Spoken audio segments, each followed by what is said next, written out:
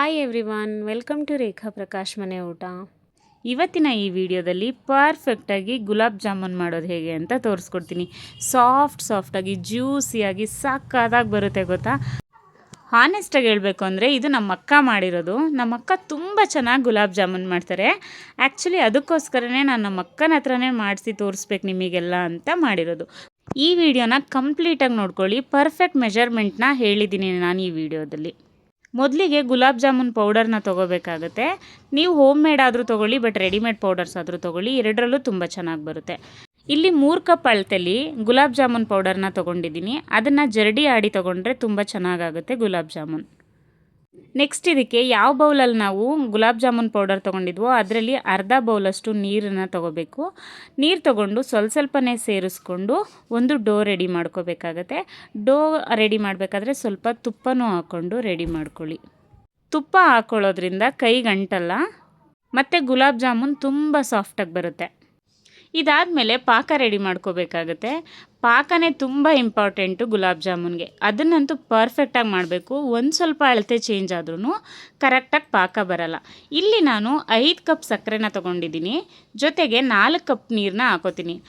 ನಾರ್ಮಲಾಗಿ ಹೇಳಬೇಕು ಅಂದರೆ ಸಕ್ಕರೆ ಮುಳುಗೋ ಅಷ್ಟು ನೀರನ್ನ ಹಾಕ್ಕೋಬೇಕಾಗತ್ತೆ. ಜಾಸ್ತಿ ನೀರು ಹಾಕ್ಕೋಬೇಡಿ. ನಾನು ಫಸ್ಟಿಂದ ರಿಪೀಟ್ ಮಾಡ್ತಾಯಿದ್ದೀನಿ. 3 ಕಪ್ಪು ಗುಲಾಬ್ ಜಾಮೂನ್ ಪೌಡರ್ಗೆ 5 ಕಪ್ ಸಕ್ಕರೆ, 4 ಕಪ್ ನೀರು ಆ ಅಳತೆಯಲ್ಲಿ ತೊಗೊಳ್ಳಿ. ಇವಾಗ ನಾನು ನೀರೆಲ್ಲ ಸೇರಿಸಾದ್ಮೇಲೆ ನೀಟಾಗಿ ಒಂದು ಮಿಕ್ಸ್ನ ಕೊಟ್ಬಿಟ್ಟು ಕುದಿಯೋಕೆ ಇಡ್ತೀನಿ. ಇದು ಎಷ್ಟೊತ್ತವರೆಗೂ ಕುದಿಬೇಕು ಅಂದರೆ ಒಂದೇಳೆ ಪಾಕ ಬರಬೇಕು. ಒಂದೇಳೆ ಪಾಕ ತೆಗಿಯೋದು ಹೇಗೆ ಅಂತ ಎಲ್ರಿಗೂ ಗೊತ್ತಿರುತ್ತೆ. ಕಂಪ್ಲೀಟಾಗಿ ನೀವು ಕುದಿಸ್ತಾನೆ ಪಾಕ ಬರೋದು. ನೀವು ಕಂಟಿನ್ಯೂಸ್ ಆಗಿ ಸ್ಟಿರ್ ಮಾಡ್ತಾ ಇರಬೇಕು, ಆವಾಗ ನಿಮಗೆ ಪಾಕ ಬರುತ್ತೆ. ನಾರ್ಮಲಾಗಿ ಹೇಳ್ಬೇಕಂದ್ರೆ 5 to 6 ಮಿನಿಟ್ಸ್ ಆದರೂ ಹೈ ಫ್ಲೇಮಲ್ಲಿ ಕುದಿಸಿದ್ರೆ ನಿಮಗೆ ಈ ಸಕ್ಕರೆ ಪಾಕ ಕಂಪ್ಲೀಟಾಗಿ ರೆಡಿ ಆದಮೇಲೆ ಇದಕ್ಕೆ ಒಂದು 4 ಲವಂಗ ಮತ್ತು ಏಲಕ್ಕಿನ ಹಾಕ್ಕೋಬೇಕಾಗತ್ತೆ ಫ್ಲೇವರ್ಗೆ. ಏಲಕ್ಕಿನ ನೀವು ಕುಟ್ಟಿ ಬೇಕಾದರೂ ಹಾಕ್ಕೋಬೋದು ಅಥವಾ ಈ ಥರ ಸಿಪ್ಪೆ ಬಿಡಿಸಿನೂ ಹಾಕ್ಕೋಬೋದು. ನಿಮ್ಗೆ ಯಾವ ಥರ ಕಂಫರ್ಟಬಲ್ ಆ ಥರ ಹಾಕ್ಕೊಳ್ಳಿ.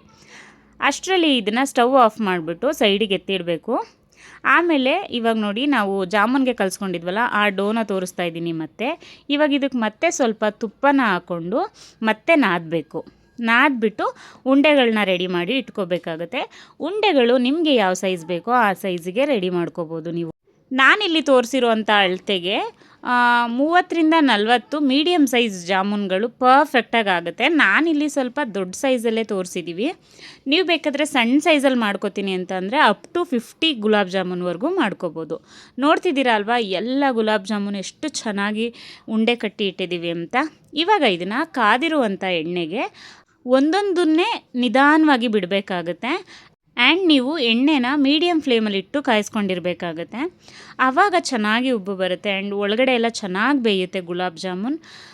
ನೀವು ಹೈ ಫ್ಲೇಮಲ್ಲಿ ಇಟ್ಬಿಟ್ಟು ಏನಾದ್ರೂ ಕರೆದ್ರಿ ಅಂದರೆ ತುಂಬ ಬೇಗ ಬ್ಲ್ಯಾಕ್ ಆಗುತ್ತೆ, ಬಟ್ ಒಳಗಡೆ ಏನೂ ಬೆಂದಿರಲ್ಲ. ಸೊ ನೀವೆಷ್ಟು ಪರ್ಫೆಕ್ಟಾಗಿ ಮಾಡಬೇಕು ಅಂದರೆ ಗುಲಾಬ್ ಜಾಮೂನ್ ಮಾಡುವಾಗ ಖಂಡಿತ ನಿಮಗೆ ಪೇಷನ್ಸ್ ಇರಬೇಕು. ಮೀಡಿಯಮ್ ಫ್ಲೇಮಲ್ಲಿ ಇಟ್ಕೊಂಡು ನಿಧಾನವಾಗಿ ಬೇಯಿಸ್ಕೋಬೇಕಾಗತ್ತೆ, ಅದ್ರದ್ದು ಕಂಪ್ಲೀಟಾಗಿ ಕಲರ್ ಚೇಂಜ್ ಆಗೋವರೆಗೂ. ಆ್ಯಂಡ್ ಇಲ್ಲಿ ತೋರಿಸ್ತಿದ್ದೀನಲ್ವ, ಹೀಗೆ ನಿಧಾನಕ್ಕೆ ತಿರುಗಿಸ್ಕೊಂಡು ಬೇಯಿಸಬೇಕು. ನಿಮಗೆ ಹೇಗೆ ಅನಿಸ್ಬೇಕು ಅಂದರೆ ಅದು ಸ್ವಲ್ಪ ಜಾಸ್ತಿನೇ ಕರೆದಿದ್ದೀವಿ ಅನ್ನೋ ಥರ ಫೀಲ್ ಕೊಡಬೇಕು. ಅಷ್ಟು ಬೇಯಿಸ್ಕೊಳ್ಳಿ. ಅದಾದಮೇಲೆ ಒಂದು 5 ನಿಮಿಷ ಅದನ್ನು ತಣ್ಣಗೆ ಮಾಡಿಬಿಟ್ಟು ಆಲ್ರೆಡಿ ಮಾಡಿರುವಂಥ ಪಾಕದೊಳಗಡೆ ನಿಧಾನಕ್ಕೆ ಬಿಡಬೇಕು. ನೋಡ್ತಿದ್ದೀರಲ್ವ, ಇಲ್ಲಿ ಆಲ್ಮೋಸ್ಟ್ ತುಂಬ ರೋಸ್ಟ್ ಆಗಿರೋ ಥರ ಕಾಣಿಸ್ತಾ ಇದೆ ಗುಲಾಬ್ ಜಾಮೂನ್ಗಳು. ಬಟ್ ಪಾಕದೊಳಗಡೆ ಸೇರಿಸಿ ಒಂದು 5 ಮಿನಿಟ್ಸ್ ನಾವು ಬಿಟ್ಟರೆ ಅದು ಪರ್ಫೆಕ್ಟ್ ಕಲರ್ ಆಗಿ ಬರುತ್ತೆ.